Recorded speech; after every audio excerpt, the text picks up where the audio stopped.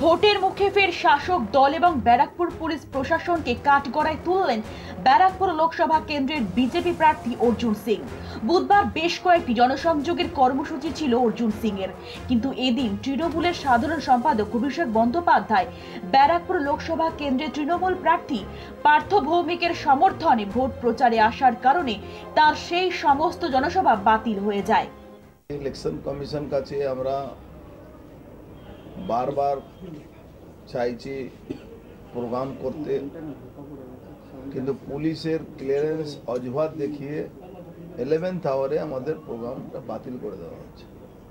আজকে অভিষেক ব্যানার্জি নাকি আসবে শ্যামনগর ব্যারাকপুর, তার জন্য আমাদের ব্যারাকপুর আশেপাশে নোয়াপাড়া প্রত্যেকটা প্রোগ্রাম আমাদের ক্যান্সেল করে দেওয়া। ভাটপাড়া, জগদ্দল, নোয়াপাড়া, নৈহাটি, বীজপুর অবধি আমাদের প্রোগ্রামগুলো ক্যান্সেল করে দেওয়া। পাশাপাশি এদিন তিনি বলেন অভিষেক বন্দ্যোপাধ্যায় আসার কারণে ইলেকট্রিক লাইন কেটে দেওয়া হয়েছে, যার জেরে সমস্যায় পড়েছেন ব্যারাকপুরবাসী। এসবের জেরে তিনি দুষেছেন ব্যারাকপুর পুলিশ কমিশনার অলোক রাজোরিয়াকে।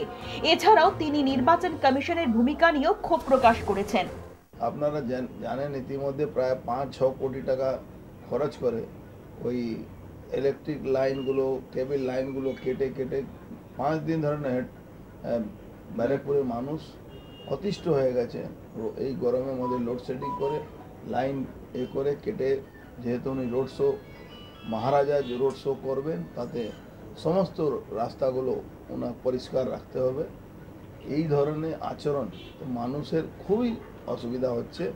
তা সত্ত্বেও ইলেকশন কমিশন এখানে কোনো নজরদারি করছে না, যেহেতু পুলিশের স্পষ্ট পুলিশ আইন না মেনে তাদেরকে সাপোর্ট করছে, তার জন্য এই সমস্যাটাগুলো হচ্ছে।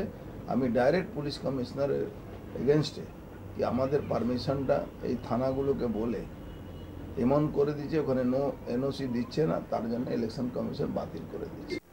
উল্লেখ্য, এদিন সাংবাদিক সম্মেলন থেকে তৃণমূলকে হটানোর কথা বলেন অর্জুন সিং। তাদের উদ্দেশ্যে ওরা সব সঠিক কথা জানে। তাদের উদ্দেশ্যে একটাই বার্তা আছে, তৃণমূলকে সরাতে হবে, নালে মানুষের গণতান্ত্রিক অধিকার কেড়ে নিচ্ছে। আমার সবাই কাছে হাত জোড় করে আমি বলছি কি আপনারা ভেবে নিন কি আপনার ভাই, আপনার বন্ধু, আপনার এমপি আপনার পাশেই আছে। আপনারা এই একটা টেকনিক্যাল সমস্যার জন্য আমাদেরকে ওখানে পৌঁছতে দিচ্ছে না এরা।